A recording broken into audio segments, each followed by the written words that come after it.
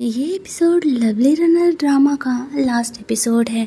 तो ये ड्रामा का हैप्पी एंडिंग होने वाला है। मैं पहले ही बता देती हूँ क्योंकि सैड तो पहले ही हो चुका है। तो इस एपिसोड की शुरुआत में हम लोग देखते हैं कि जैसा कि वो किडनैपर यहाँ पर संजय का एक्सीडेंट करने के लिए आता है, लेकिन बीच में यहाँ पर कीमते आ जाता है और वो अपने कार को बीच में इस तरीके से ला करके संजय को एक्सीडेंट होने से बचा लेता है। संजय वहीं पर इस तरीके से टकराने की वजह से बेहोश हो जाता है। तो सबको लगने लगता है कि उसका कार से एक्सीडेंट हुआ है, लेकिन ऐसा नहीं हुआ था। कीमते कार से निकल करके चेक करता है, संजय ठीक था, सिर्फ बेहोश था। उसके मैनेजर जल्दी जल्दी उसे वहाँ से लेकर के जाता है और फिर वो लोग उस किडनैपर को पकड़ते हैं। लेकिन वो किडनैपर तब भी खुद को छुड़ा करके भाग रहा था। रोड के बीच में जैसे ही वो पहुंचता है, उसका यहाँ पर एक्सीडेंट हो जाता है एक ट्रक से। बेचारा कीमते इंसर्ट कंडीशन में उसके पीछे भाग रहा था, लेकिन वो किडनैपर यहाँ इस तरीके से जोर से टकराता है कि वो बगल वाले इस तरीके से रिवर में गिर जाता है और यहाँ पर पानी के अंदर हम लोग देखते हैं कि उसका मौत हो जाता है। जब यहाँ पर वो किडनैपर ही मर गया तो फाइनली इस ड्रामा की हैप्पी एंडिंग ही होने वाली है। यहाँ पर हम लोग देखते हैं कि संजय भी पानी में खुद को डूबते हुए फील कर रहा है और उसे कोई जगा रहा है, संजय मुझे लगता है कि तुम्हें अब जगना चाहिए। और उसे हॉस्पिटल में होश आता है, जहाँ पर उसकी मेमोरी याद आती है कि इमसल ने उसे किस करके बोला था कि वो उसे बहुत ज़्यादा वाला प्यार करती है। तो यहाँ पर संजय को सब कुछ याद आ जाता है कि किस तरीके से वो और इमसल के बीच की क्या बातें थी। इधर इमसल को भी ऐसा लगता है जैसे कि संजय उसे पुकार रहा है। यहाँ वो ट्रैफिक में टैक्सी में फंसी हुई थी। रेडियो चल रहा था कि जो किडनैपर है उसका मौत हो गया 2008 के केस वाला, जिसका नाम सुनते ही इमसल समझ जाती है कि ये तो वही किडनैपर है जो कि उसके पीछे है। उसे संजय की फिक्र होने लगती है। तभी यहाँ पर न्यूज़ में ये भी आ रहा था कि संजय का कार एक्सीडेंट हुआ है और वो इस हॉस्पिटल में है। अभी ये न्यूज़ पढ़ते ही भला इमसल कहाँ ही रुक सकती थी, तो वो इस ट्रैफिक में अपना टैक्सी छोड़ती है और दौड़ पड़ती है जिस हॉस्पिटल में संजय एडमिट था। उसे ऐसा लगता है कि संजय कहीं बहुत ज़्यादा इंजर्ड ना हो। इधर जब संजय को होश आता है तो वो सब कुछ छोड़ करके अपना कोट लेकर के इमसल को ढूंढने के लिए निकलता है। उसका मैनेजर उसे रोकते रह जाता है। दोनों एक दूसरे की तरफ दौड़ रहे होते हैं। काफ़ी लंबी दूरी तय करने के बाद फाइनली यहाँ पर ब्रिज पर इमसल देखती है संजय को दौड़ करके उसकी तरफ आते हुए। वो ठीक है, ये देख करके वो रिलैक्स होती है। वो सोचती है कि फाइनली शायद किस्मत बदल चुका है, वो किडनैपर पे भी इस दुनिया में नहीं है और संजय ठीक है। वो उससे पूछता है कि वो यहाँ क्या कर रही है, दौड़ करके आ रही है। क्या वो ये देखने के लिए आई थी कि उसका यहाँ पर कार एक्सीडेंट हुआ था, वो ठीक है नहीं? लेकिन इमसल उसे झूठ कहती है कि नहीं, वो तो बस यहाँ से गुजर रही थी। तो संजय उसे कहता है तो फिर तुम रो क्यों रही हो, मुझे सब कुछ याद आ गया है। क्या अब तुम इस किस्मत को नहीं बदलना चाहोगी, इस सैड एंडिंग को नहीं बदलना चाहोगी? अभी भी तुम्हें यही सैड एंडिंग चाहिए? इमसल समझ नहीं पाती कि संजय को सच में सब कुछ याद आ गया है। संजय कहता है क्या फ़र्क पड़ता है, अभी एंडिंग बदल चुकी है और अब मैं तुम्हें छोड़ करके कभी अलग नहीं होने वाला हूँ। फिर वह यहाँ पर चल करके आता है और इमसल को हक कर लेता है। इमसल जब समझ जाती है कि संजय को सब कुछ याद आ गया तो वो बहुत ज़ोर ज़ोर से रोने लगती है। संजय से कहता है कि ढक्कन लड़की, तुम खुद को मेरी मेमोरी से कैसे गायब कर सकती हो हमेशा के लिए? तुम्हें पता भी है मैं तुमसे कितना प्यार करता था। इमसल रोते हुए कहती है मैं क्या करती, तुम्हें सेव करने के लिए ये करना ज़रूरी था। फिर संजय उसे प्यार से किस करता है और फाइनली इन दोनों का यहाँ पर एक हैप्पी वाला रियूनियन होता है। संजय को भी इमसल की सारी मेमोरी याद आ चुकी है। अब बाकी के आगे का जो ड्रामा है ना, वो सब कुछ हैप्पी हैप्पी ही होने वाला है। संजय की फ़नी एक्टिंग, संजय और इमसल का प्यार मोहब्बत, मैं ये एपिसोड एक्सप्लेन करने के लिए बहुत ही ज़्यादा वाली एक्साइटेड थी। सीन कट होता है। दूसरा सीन हम लोग संजय के घर का देखते हैं, जहाँ पर कि वो एक छोटे बच्चे की तरह इमसल को इस तरीके से हक करके था। यहाँ पर वो उससे कह रही होती है अब कितनी देर से तुम मुझे इस तरीके से हक करके हो, अब चलो छोड़ भी दो। संजय कहता है कुछ देर और, मुझे तुमसे बिल्कुल अलग नहीं होना है।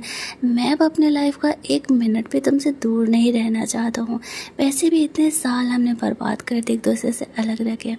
इमसल कहती है चलो ठीक है। संजय से कहते तुम्हें पता है मुझे नहीं लगता है कि मैं तुम्हें कभी भूला हूँ। भले ही मेरे दिमाग को तुम नहीं आती लेकिन मेरे दिल को तुम हमेशा ही आती।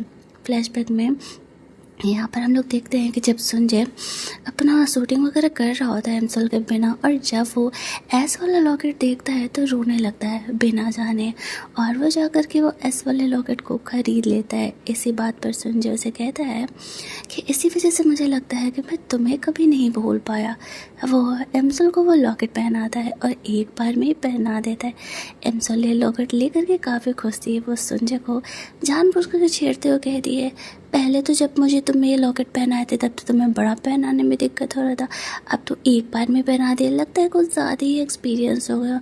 हाँ समझ सकती हूँ, अब तो मुझे भूल गए थे, इतने सालों से सिंगल थे, मिल गई होगी कोई। संजय यहाँ पर एमसल को शांत करने के लिए उसे किस कर लेता है। बस जितनी बार भी ये बात कह रही थी उतनी बार वो उसे किस कर रहा था। एमसल कहती है अब चलो बता भी दो, मैं समझ सकती हूँ, तुम्हें तो कहा था ना कि लड़का और लड़की कभी दोस्त नहीं हो सकते। संजय कहता है कि मैंने ये सब कुछ सिर्फ ड्रामा में सीखा है, मैंने कहा था कि मैं रोमांटिक रोल्स काफ़ी अच्छे से प्ले कर सकता हूँ, बट तुम्हें ना मेरी इस बात का भरोसा नहीं किया। एमसल जेलस तो नहीं हो रही थी, बस वो जानबूझ करके इस तरीके से संजय को दिखा रही होती है।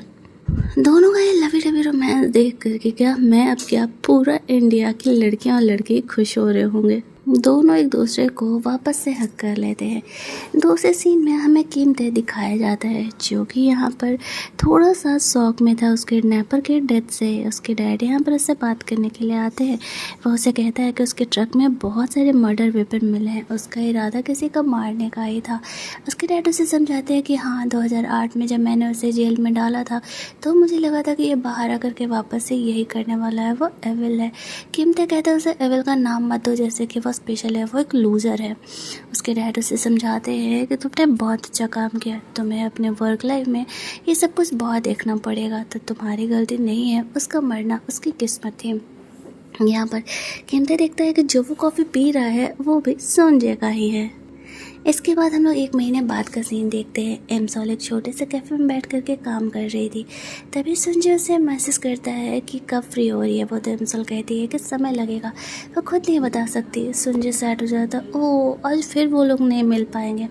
उसे एमसॉल से मिलने का बहुत ही ज़्यादा मन था। यहाँ पर कुछ देर बाद हम लोग देखते हैं कि संजय यहाँ पर एमसॉल से मिलने के लिए कैफ़े में आ जाता है, लेकिन वो उसे आकर के पर्सनली नहीं बात करता है। उसे देख करके उसकी सारी जो गर्ल फैंस थी वो लोग तो हंगामा करने लगती है। संजय को देख करके एमसल सोच रही थी कि ये पागल है, ये इस तरीके से पब्लिक में कैसे वो घूम सकते हैं, वो भी अपने मैनेजर के बिना। यहाँ पर वो कॉफ़ी ले करके एमसल के बगल वाले टेबल पे बैठ जाता है और उसे बैठ करके घूरने लगता है। बेचारे एमसल से तो काम भी नहीं हो रहा था। फिर वो यहाँ पर पूरे कैफ़े में फ्री की कुकीज़ बंटवा देता है ताकि वो एमसल को भी ये दे सके। एमसल उसे मैसेज करती है कि तुम उसे काम करने में डिस्टर्ब कर रहे हो। संजय कहता है मैं तो बस तुम्हें डांट रहा हूँ, एक काम करो, काम हम छोड़ो, तुम मेरे साथ चलो घूमने चलते हैं कहीं। एमसल को मन तो था लेकिन वो जॉब नहीं छोड़ सकती थी ना। यहाँ पर वो सोचती है कि जब तक वो यहाँ रहेगा वो काम नहीं कर पाएगी, तो वो अपना लैपटॉप लेकर के वहाँ से निकल जाती है। संजय उसके पीछे पीछे जाने का कोशिश करता है, लेकिन उसकी बहुत सारी गर्ल फैंस यहाँ पर उसे रोक लेती है और एमसल वहाँ से निकल जाती है। दूसरी सीन में हम लोग देखते हैं कि एमसल एक लाइब्रेरी में बैठ करके काम कर रही थी, तो संजय यहाँ पर अपना वाला कॉफ़ी लेकर के ऐसे मास्क लगा करके आ जाता है उससे बात करने के लिए। एमसल कहती है तुम्हें यहाँ पे कोई पहचान लेगा, तुम जाओ। संजय कहता है मैं मास्क लगा के हूँ, कोई नहीं पहचानेगा, तुम शांति से अपना काम करो, मैं बस शांति से बैठ करके पढ़ाई करूँगा, बस ये कहने की बात थी।